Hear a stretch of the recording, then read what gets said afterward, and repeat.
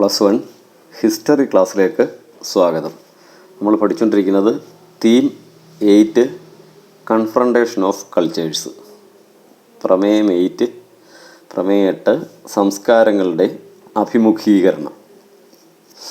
രണ്ട് സംസ്കാരങ്ങളുടെ കണ്ടുമുട്ടൽ മാത്രമല്ല, ഏറ്റുമുട്ടലെന്നും പറയാം. നമ്മൾ പറഞ്ഞു യൂറോപ്യൻ സംസ്കാരം അമേരിക്കയിൽ നിലനിന്നിരുന്ന ഒരു പഴയ സംസ്കാരത്തിനെ ഇല്ലാതാക്കുന്ന കാര്യം നമ്മൾ പറഞ്ഞു തീർക്കുകയാണ്. അപ്പോൾ അതിനകത്ത് ഫോക്കസ് പോയിൻ്റായിട്ട് ഇൻകാസ്, മായൻസ്, ആസ്റ്റെക്സ് ആയിരുന്നു ആദ്യം. ആസ്റ്റെക്സ്, മായൻസ്, ഇൻകാസ് 3 ഉള്ളായിരുന്നു. അപ്പോൾ നമ്മൾ ആദ്യമേ പറഞ്ഞു കഴിഞ്ഞു. അതിനുശേഷം കഴിഞ്ഞ ദിവസങ്ങളിലൊക്കെ Cortes and Aztecs, Pizarro and Incas, ഇന്നതുപോലെ കബ്രാൾ ആൻഡ് ബ്രസീൽ, ഇതൊക്കെ പറയും. അപ്പോൾ അതിനൊന്നും അത്ര പ്രാധാന്യം കൊടുക്കാനില്ല. നമ്മൾ ആൾറെഡി പഠിച്ചു കഴിഞ്ഞ ആസ്റ്റെക്കുകൾ, മായാസ്, ഇൻകാസ്, ഇതൊക്കെയാണ് ഫോക്കസ് പോയിന്റിലാണ് നമുക്ക് കൂടുതലായിട്ട് വേണ്ടത്. മറ്റേ ജസ്റ്റ് ഒന്ന് ഓർത്തിരിക്കുക, ഒന്ന് വായിച്ചിരിക്കുക എന്നുള്ളതേ ഉള്ളൂ. അതും കഴിഞ്ഞ് സ്ലേവറി.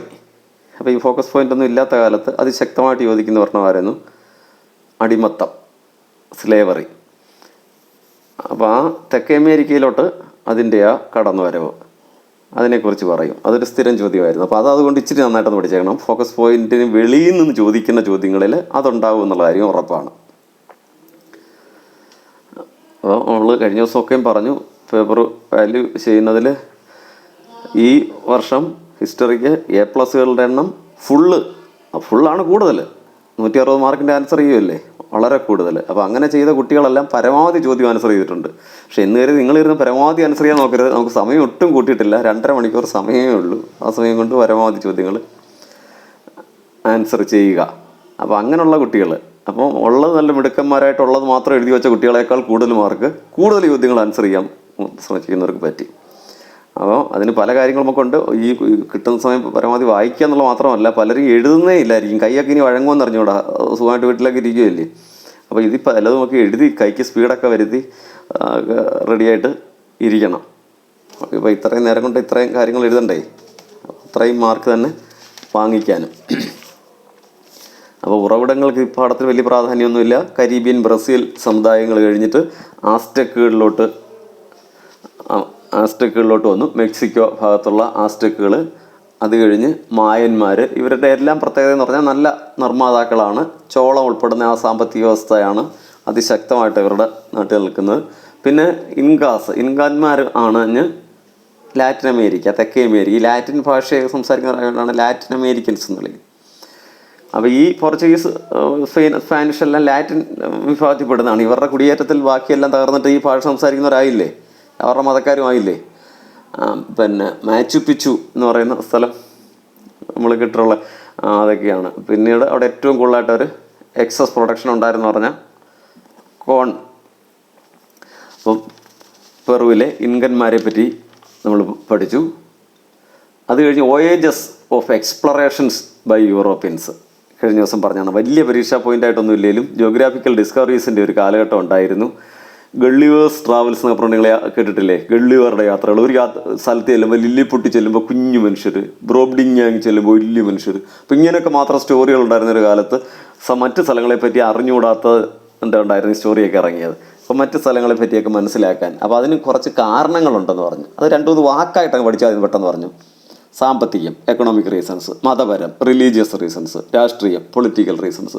അപ്പോൾ ഇത് 3 നിങ്ങൾക്ക് അറിയാം എന്തുവാണെന്നുള്ളത്. പിന്നെ പെട്ടെന്ന് ആ കാലഘട്ടത്തിൽ തന്നെ ഇത് ഉണ്ടാകാനുള്ള കാര്യം, വോയേജസ് ഉണ്ടാകാനുള്ള കാര്യം എന്താണെന്ന് ചോദിച്ചു കഴിഞ്ഞാൽ ഇൻവെൻഷൻ ഓഫ് ഗൺ പൗഡർ, വെടിമരുന്നിൻ്റെ കണ്ടുപിടുത്തം; ഇൻവെൻഷൻ ഓഫ് മറൈനേഴ്സ് കോമ്പാസ്, വടക്ക് നോക്കിയ യന്ത്രത്തിൻ്റെ കണ്ടുപിടുത്തം; invention of new model ships, നല്ല പിന്നെ കപ്പലുകളുടെയൊക്കെ ആവിർഭാവം. അപ്പോൾ ഇതൊക്കെ ആയപ്പോഴേക്കും ഒരുപാട് സ്ഥലങ്ങൾ കണ്ടുപിടിച്ചു. അറ്റ്ലാന്റിക് സമുദ്രം മുറിച്ച് കിടക്കുന്നൊന്നും വലിയ കാര്യമായിട്ടൊന്നുമില്ല. അപ്പോൾ നമ്മളിന്ന് കബ്രാൾ ആൻഡ് ബ്രസീലിലോട്ട് അല്പം ഒന്ന് കയറാം. കബ്രാൾ ആൻഡ് ബ്രസീൽ നേരത്തെ പറഞ്ഞ പോലെ തന്നെ അത്രയ്ക്ക് പ്രാധാന്യമില്ല, എങ്കിലും ഒരു സ്റ്റോറി ആയിട്ട് നിമിഷം നമുക്ക് മനസ്സിലാക്കാവുന്നേ ഉള്ളൂ. Cabral and Brazil.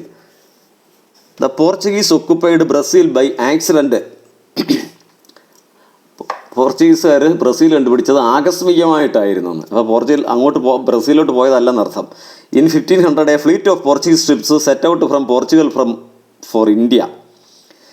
1500 ഇന്ത്യയിലോട്ട് കപ്പലുകളുടെ ഒരു കൂട്ടം പുറപ്പെട്ടു. Under the leadership of Pedro Alvares Cabral. എല്ലാം കൂടി ഉച്ചരിക്കാൻ എങ്കിൽ ചുമ്മാ കബ്രാൾ, CABRAL എന്ന് പറഞ്ഞാൽ മതി. His ships were caught in a tempest in the course of his expedition along the western coast of Africa. ആഫ്രിക്കയുടെ പടിഞ്ഞാറേ മുൻപിലൂടെയൊക്കെ ചുറ്റിയൊക്കെ പോകണമെന്ന് വിചാരിച്ചു വന്നവർക്ക് കനത്തെ ഒരു കൊടുങ്കാറ്റിൽ പെട്ടിട്ട് ഈ ഷിപ്പുകൾ took his ships to the eastern coast of South America, the present day Brazil. ഈ കപ്പലുകളെ തെക്കേ അമേരിക്കയുടെ കിഴക്കൻ തീരങ്ങളിൽ എത്തിച്ചു.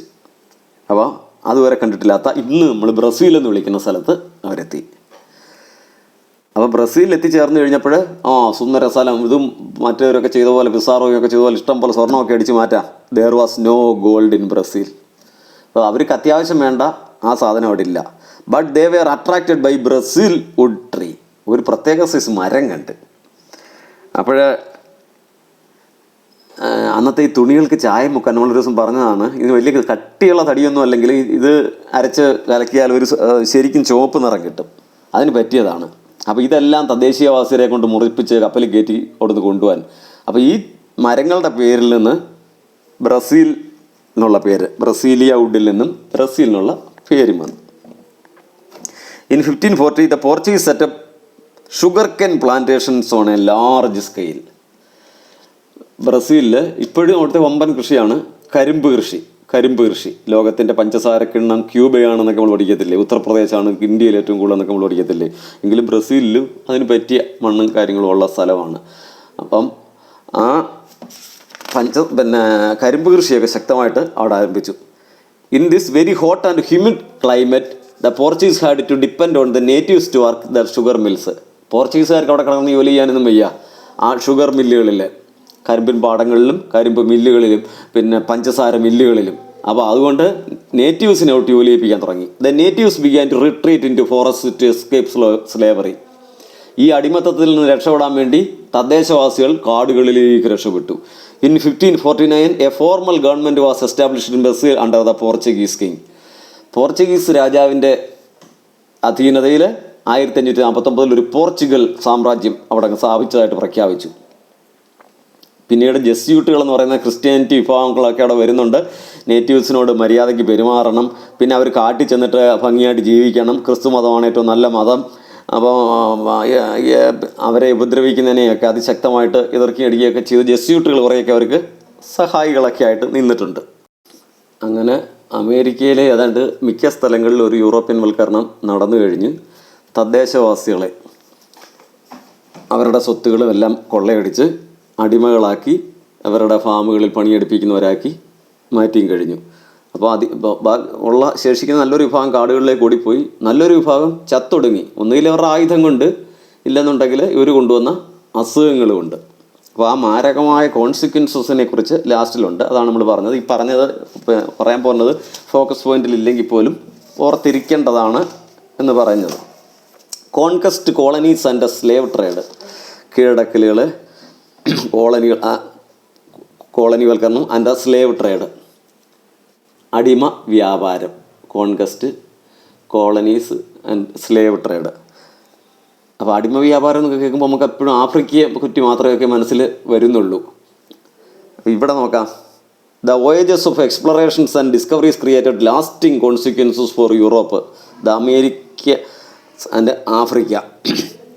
അപ്പോൾ ആഫ്രിക്ക മാത്രമല്ല, ഈ കീഴടക്കലുകൾ, ഈ ഡിസ്കവറീസ്, കണ്ടുപിടുത്തങ്ങളും ഈ യാത്രകളും എല്ലാം അവസാനിച്ചത് ഈ പറഞ്ഞ ഏറ്റവും ഭയാനകമായ അടിമത്ത സമ്പ്രദായത്തിലോട്ടാണ്. For Europe the discovery of the Americas had created great consequences. അപ്പോൾ ആദ്യം യൂറോപ്പിന് ഒരേ കാര്യം രണ്ട് രീതിയിലില്ലയോ കോൺസിക്വൻസസ് എന്ന് പറയാൻ. അപ്പം യൂറോപ്പിനെ സംബന്ധിച്ചുള്ള ഇത് ഉണ്ടാക്കിയ കോൺസിക്വൻസ് എന്താ നോക്കാം. The influx of gold and silver to Europe. യൂറോപ്പിലോട്ട് സ്വർണത്തിൻ്റെയും വെള്ളിയുടെയും പ്രവാഹം helped further expansion of international trade and industrialisation. അപ്പം അന്തർദേശീയ വ്യാപാരത്തിനെയും അവരുടെ നാട്ടിലെ വ്യവസായങ്ങളുടെയും വ്യാവസായികവൽക്കരണത്തിനെയൊക്കെ ശക്തമായി സഹായിച്ച് ഇഷ്ടം പോലെ പണം ഈ പാവത്തുങ്ങളുടെ എല്ലാം കൂടെ യൂറോപ്പിലോട്ട് അങ്ങോട്ട് ഒഴുകാൻ തുടങ്ങി. നമുക്ക് വേണ്ട കോൺസിക്വൻസസ് നോക്കാം. ആ നേറ്റീവ്സിനെ അതെങ്ങനെ ബാധിച്ചെന്ന്. The native people of America suffered the most by the discovery of their land by the Europeans. യൂറോപ്യന്മാർ അവരുടെ നാട് കണ്ടെത്തിയതിൻ്റെ ഏറ്റവും ഭയാനകമായ കാര്യം ചിത്രങ്ങളിൽ നിങ്ങൾക്ക് കാണാൻ പറ്റും, അനുഭവിച്ചത് ആ തദ്ദേശവാസികളാണ്. It led to the physical decimation of local populations. അപ്പം അത് സ്വത്ത് കണ്ടെടുക്കലോ ആട്ടിപ്പായ്ക്കലോ അതിനേക്കാൾ ഏറ്റവും കൂടുതൽ കൊന്നൊടുക്കൽ തന്നെ. ഏതോ ഒരു മിഷണറി അയാളുടെ ഡയറിയിൽ എഴുതിയേക്കുന്നു, ഈ അരാവാക്കുകൾ എന്ന് പറയുന്ന സമാധാന പ്രേമികളായിട്ടുള്ള ആൾക്കാരായിരുന്നല്ലോ ആദ്യം നമ്മൾ ആൻറ്റിലസ് ബഹാമാസ് ദ്വീപുകളിലൊക്കെ ഉണ്ട്. അവരുടെ ഈ യൂറോപ്യന്മാർ അവരുടെ വാളുകളുടെ ആയുധങ്ങളുടെയൊക്കെ ആ മൂർച്ച പരിശോധിക്കുന്നത് അവരുടെ ശരീരത്തായിരുന്നു എന്ന് ഈ മിഷണറി എഴുതിയിരിക്കുന്നു. Their way of life was also destroyed. അവരുടെ ജീവിത രീതി തകർത്തു. They were enslaved in mines, plantations and mills. അവരെയൊക്കെ അടിമയാക്കി. എവിടെയാണ്? മൈൻസ്, ഖനികളിൽ, പ്ലാന്റേഷൻസ്, വലിയ തോട്ടങ്ങളിൽ, മില്ലുകൾ, പഞ്ചസാര മില്ലുകളൊക്കെ ഇല്ലേ അവിടെയൊക്കെ. നോക്കി, മനുഷ്യരെ ഈ രീതിയിൽ നിർത്തിയിരിക്കുന്നത് അത്ര ഭയാനകമായ കാഴ്ചയാണെന്നുണ്ട്. The Europeans destroyed 2 major civilisations in America, those of Aztecs and the Incas. മയൻസിൻ്റെ പറഞ്ഞിട്ടില്ല എന്നുള്ളതേ ഉള്ളൂ. അമേരിക്കയിലെ ആദിവാസ ഗോത്ര സംസ്കാരങ്ങളെല്ലാം തകർത്തെറിഞ്ഞു. The most brutal result of the geographical discoveries was enslavement of the population, slavery.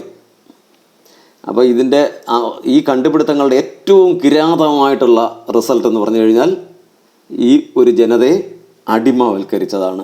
ഭീകരമായി അടിമവൽക്കരിച്ച്. കണ്ടോ, ചെറുപ്പക്കാരാണ്. നമുക്ക് വിശ്വസിക്കാൻ പറ്റുമോ? ചെറുപ്പക്കാരായ ആണുങ്ങൾ കരഞ്ഞുകൊണ്ട് നിൽക്കുന്നത്, ചങ്ങലയൊക്കെ ഇട്ട് കരഞ്ഞുകൊണ്ടിരിക്കുന്നത്. അപ്പോൾ ഇതൊന്നും ഇല്ലാത്ത കാര്യങ്ങളല്ല, എത്രയോ ഭയാനകമായ രീതിയിൽ അടിമച്ചന്തകളിൽ മനുഷ്യനെ നിർത്തി വില പറഞ്ഞ് വിൽക്കുകയും. അപ്പോൾ മനുഷ്യനോട് ചെയ്യുന്ന ക്രൂരതകൾക്ക്. In 1609 government passed a law giving full freedom to the local people. 1609 government അവിടുത്തെ ലോക്കൽ പീപ്പിളിന് ഫുൾ ഫ്രീഡം കൊടുത്തൊരു നിയമം അങ്ങ് പാസ്സാക്കി. This enraged the European settlers. അപ്പോഴത്തേനും അത് യൂറോപ്യൻ സെറ്റിലേഴ്സിനെ അങ്ങ് പ്രകോപിപ്പിച്ചു. Within 2 years they forced the king to revoke this law and to permit slavery once again. 2 വർഷത്തിനുള്ളിൽ രാജാവിൻ്റെ മുകളിൽ സമ്മർദ്ദം ചെലുത്തി ലോ പിൻവലിച്ച് അടിമത്തം വീണ്ടും കൊണ്ടുവരിപ്പിച്ചു.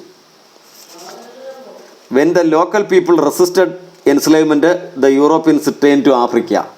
അപ്പോൾ ആ ലോക്കൽ പീപ്പിൾ ഇതിനെതിരെ പ്രതികരിക്കാൻ തയ്യാറായി. ഇല്ലേ കാടുകളിലോട്ട് ഓടി രക്ഷപ്പെട്ടു, ഇല്ലെങ്കിൽ അടിമകളാക്കി വെയിലത്തിട്ട് പണിയിപ്പിച്ചതൊക്കെ ചത്തു തീരുന്നു.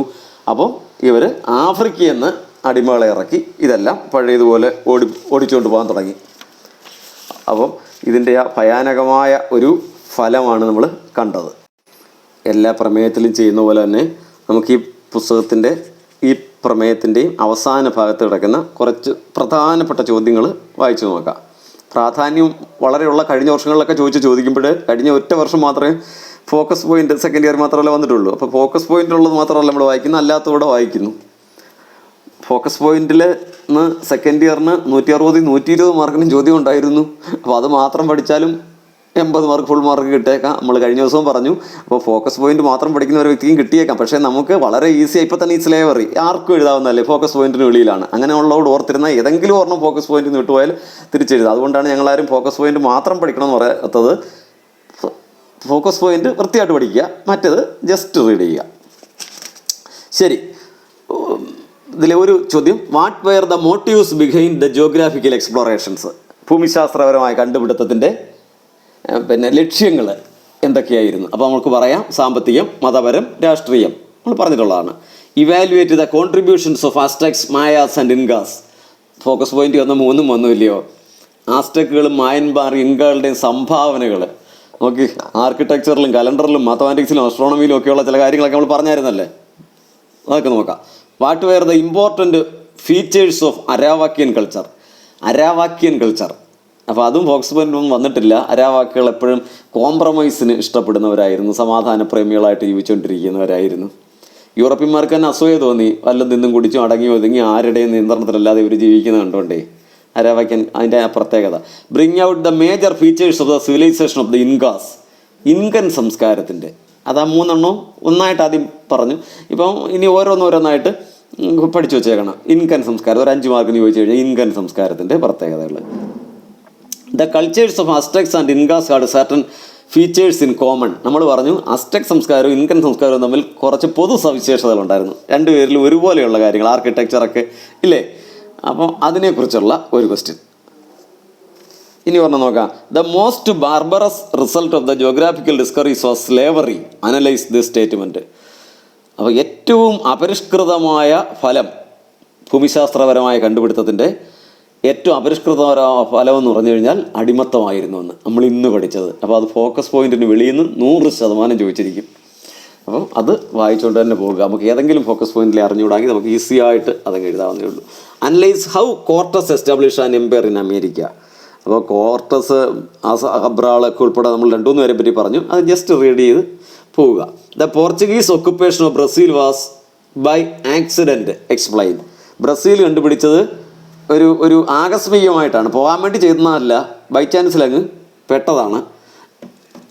അപ്പോൾ വലിയ പ്രാധാന്യമില്ലെങ്കിൽ ഓർക്കുക. അടുത്ത ഒരു essay question. Spain built a colonial empire in America. Prepare a seminar paper on the base of this statement. സ്പെയിന് അമേരിക്കയിൽ ഒരു കൊളോണിയൽ എംപയർ സ്ഥാപിച്ചു.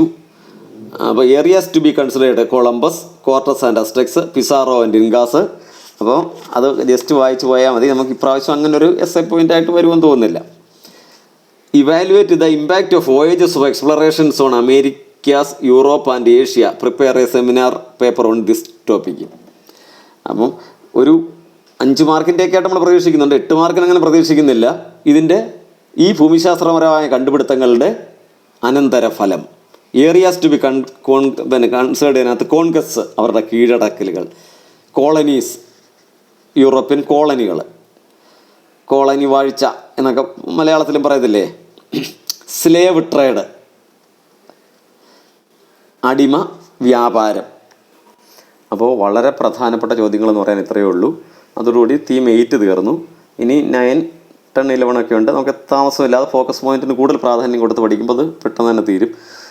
അപ്പം നിങ്ങൾക്കിപ്പോൾ ഉണ്ടാകുന്നൊരു പ്രശ്നം എന്ന് പറഞ്ഞു കഴിഞ്ഞാൽ, ഇപ്പോൾ ഈ ഡേറ്റ് പ്രഖ്യാപിച്ചതിന് ശേഷം, പ്രത്യേകിച്ച് ഫോക്കസ് പോയിൻ്റ് കൂടെ വന്നതിന് ശേഷം എല്ലാവരും എന്നും ഇട്ട് തന്നുകൊണ്ടിരിക്കുകയല്ലേ ആ കാര്യങ്ങൾ. ഞാനാണെങ്കിൽ ഹിസ്റ്ററിയുടെ ഫോക്കസ് പോയിന്റിൽ 1ാമത്തെ പാഠം ഇംഗ്ലീഷ് മലയാളം ഇട്ട് തന്നതേ ഉള്ളൂ. ഇനി പലതും വന്ന് കിടപ്പുണ്ട്. ദിവസവും ഇങ്ങനെ ആൾക്കാരെല്ലാം ഇട്ട് തരുവാണ്ട് നിങ്ങൾക്ക് എല്ലാം കൂടെ എങ്ങനെയാണെന്ന് കരുതിയാണ്. അപ്പോൾ നിങ്ങളെന്തായാലും പരീക്ഷ ഉണ്ടെന്നറിഞ്ഞ് പഠന സമയം ആ രീതി വർദ്ധിപ്പിച്ചാണ്. നമ്മളിന്ന് പറഞ്ഞ പോലെ കുറേ എഴുതി നോക്കുന്നുണ്ടാവും. അപ്പം പിന്നീട് പരീക്ഷ എങ്ങനെയാണ് എഴുതേണ്ടത് എന്നുള്ളത് ഇഷ്ടപ്പെടാനൊക്കെ എന്തായാലും ഈ ടെസ്റ്റ് പോസിറ്റിവിറ്റി കുറയുന്നുണ്ട്. ഇന്ന് 13 സംതിങ് ഒക്കെ ആയില്ലേ. ഒരു 10-ലും താഴെ 5-നും 10-നും ഇടയ്ക്കൊക്കെ ജൂലൈ ആകുമ്പോഴത്തേനാകുമ്പോൾ നിങ്ങൾക്ക് സ്കൂളിൽ വരാൻ പറ്റും. അപ്പോൾ അവിടെ വെച്ച് നമ്മൾ ഇങ്ങനെയുള്ള പരീക്ഷകളൊക്കെ നടത്തും, റിവിഷനൊക്കെ നടത്തും. അപ്പോൾ എങ്ങനെയാണ് പരീക്ഷ എഴുതേണ്ടത് എന്നുകൂടി മനസ്സിലാക്കി കഴിയുമ്പം എല്ലാം കറക്റ്റ് ആവും. ശരി, ശേഷം അടുത്ത ക്ലാസ്സിൽ.